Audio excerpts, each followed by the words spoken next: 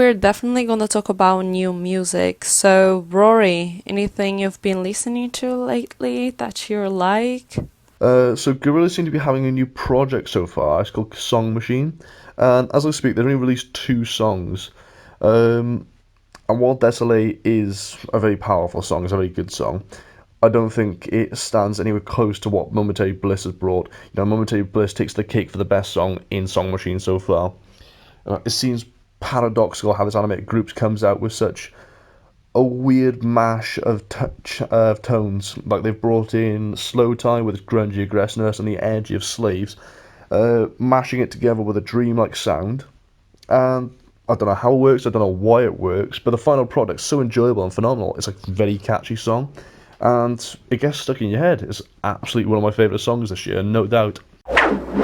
Mayday Parade just released a very emo song as well. It's called It Is What It Is. And honestly, I loved it. Like, I love Mayday Parade.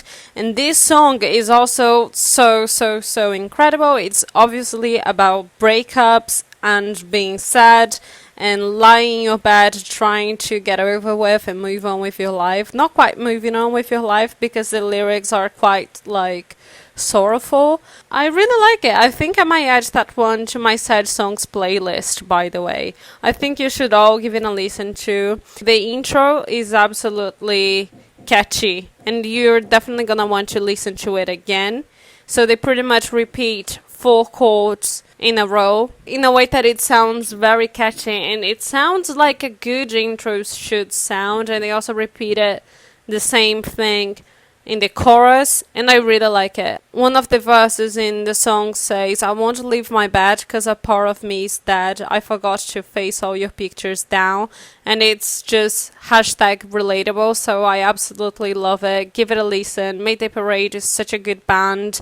The vocals are so cute and so nice in this song because obviously Mayday Parade is not the kind of band that uses autotune, and this is one thing that I really like about them. They have this very raw sound.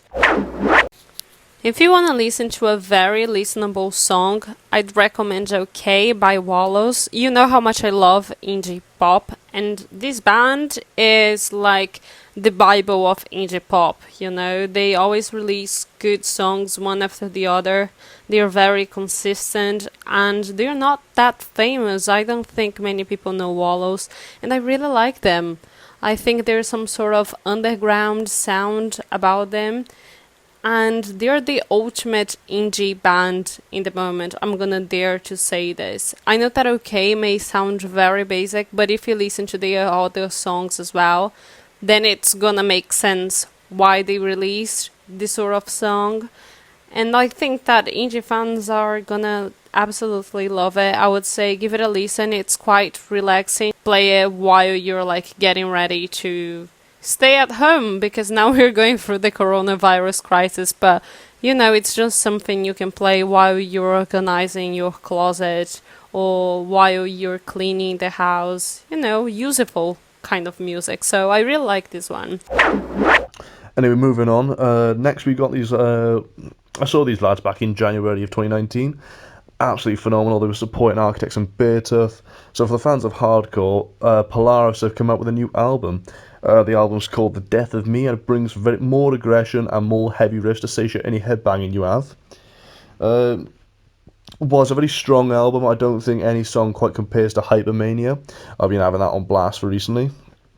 The band is definitely going to be going places, judging by the sound and the quality of this album this year. It's absolutely phenomenal. Finally, I want to bring up this last band called 4 Years Strong. I've been listening to these boys for a while, and they've only come out recently with another album called Brain Pain, sorry. 4 Years Strong is an old favourite of mine. I've been listening quite a while. While the new album I don't think quite stacks up to the prior albums, this self-titled album and Enemy of the World were such very good albums. They're very well put together. But the experience is still very enjoyable. Brain Pain's definitely quite a strong album. There's some good bangers on there. I definitely recommend Mouthful of Dirt. I don't know what it is about the song, but it has a lot of energy, and it's a good experience to listen to. It's definitely a solid album in their repertoire. It's pure headbanger material, Mouthful of Dirt. Um, Although to be fair, with Mouthful of Dirt, I probably am experiencing a bit of nostalgia. It does have a lot of the same um, sort of identity of the other albums and the other songs that they produced prior. But yeah, honestly, I'd say Mouthful of Dirt, absolutely banging song. 4 years strong, definitely check them out. So in case you haven't heard as well, I want to talk about this. Hayley Williams has released a new solo project, as in, not with Paramore, which I was quite surprised with. I'm actually surprised you're surprised because, she collaborated for years with different artists. First was B.O.B. with Airplanes, and then she had a song with Zed, and then she had a song with American Football. I don't know if I'm necessarily speaking in the right order, but she kind of collabed a few times, so I wasn't too surprised when she came up with a new project. So, really? Were you surprised? I thought she'd be doing more work with Paramore, but apparently not. So I was very interested to see what she would be doing, and I'm pleasantly surprised by it. So the new EP is called Petals for Armor, and it's got 3 new songs on there: Leave It Alone, Simmer, and Cinnamon. And yeah, it's very interesting. I was expecting a bit more after laughter with Paramore's last album. Very dream pop, very away with the clouds, not a care in the world. It's interesting you call it dream pop, because for me I would describe it as sort of like new wave / pop rock, definitely not dream pop, because when you say dream pop it sounds like a Selena Gomez song, and it's just slightly edgier than Selena Gomez, or at least that's what I think anyway. But it still maintains a lot of that in Leave It Alone, but it feels a lot more raw and genuine towards Hayley rather than sort of generic dream pop. I definitely wouldn't call After Laughter a generic album. I know it's not the usual edgy Paramore, but it's still a very interesting album, and I'd say there are really good songs, and I don't know, I think she was quite honest talking about depression in After Laughter. I think lyrically speaking she did a good job in that album, so yeah. You've got tracks like Simmer as well, which has a very sort of moody vibe, very sort of down, gloomy. And it's very interesting. I wouldn't be surprised if Hayley took inspiration from the likes of Billie Eilish, or controversially saying Radiohead. It's interesting what you said, because I know Hayley is a Radiohead fan, so as you said, it wouldn't be a surprise. She's a fan. Maybe she was inspired by OK Computer. We don't know now, but there is definitely a chance. I don't think Billie Eilish is an icon to Hayley Williams. I know Billie Eilish is also pretty edgy, but well, Hayley's an emo icon, so different times, different girls, both edgy but different sounds. The album is very experimental. It reminds me a lot of like OK Computer and Kid A, with a sort of down, moody, gloomy vibes. And with the introduction of Billie Eilish, she's a very sort of in-your-face artist with a unique sound. So a very experimental album could be seen as viable by Hayley, and so she may have been looking to experiment and try out a new sound. Tracks like Cinema as well show off both the experimental and exploration sides of Hayley's possibly sought out what she was looking for, but it still maintains a very distinct Paramore sound, and I think Cinnamon is probably the strongest song on the album.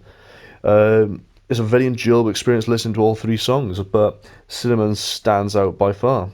It's so interesting what you said, because for me, Simmer was 100% the best song so far.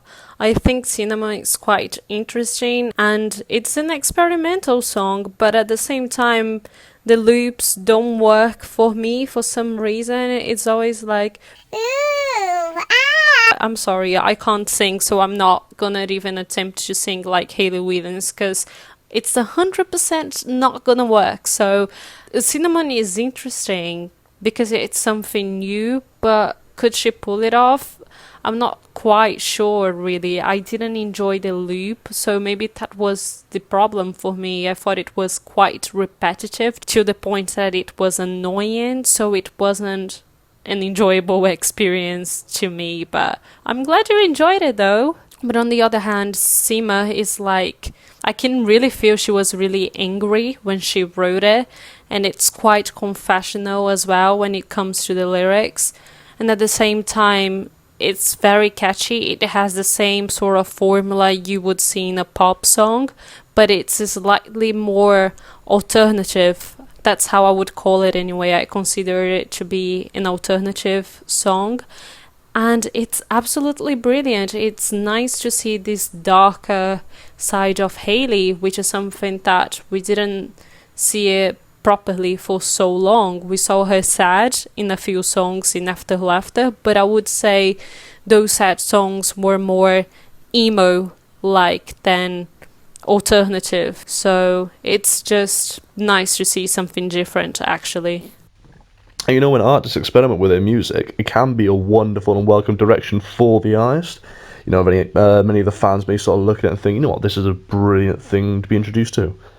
Whereas, you know, some fans could actually look at it and say, you know what, it's a bit of a bad direction. I know I had that when it came to Queens of the Stone Age's recent album. But whatever your opinion, I say it's healthy that artists explore and just see what works and what doesn't. You know, it's very healthy for artists to do that. Otherwise, they may just feel bored and dulled out. And I think the direction that Hayley sought out here is a very good sound. You know, it's a very enjoyable experience. And honestly, I believe she smashed it. The EP rather, is brilliant. I'd say the EP is like a solid 8 out of 10. You know, it hits hard with Cinnamon, but I think it falls flat with Simmer. You know, Simmer was a very good song, but it just doesn't feel right with the EP. And Leave It Alone is just a very enjoyable song. You know, the EP is just a very solid sound.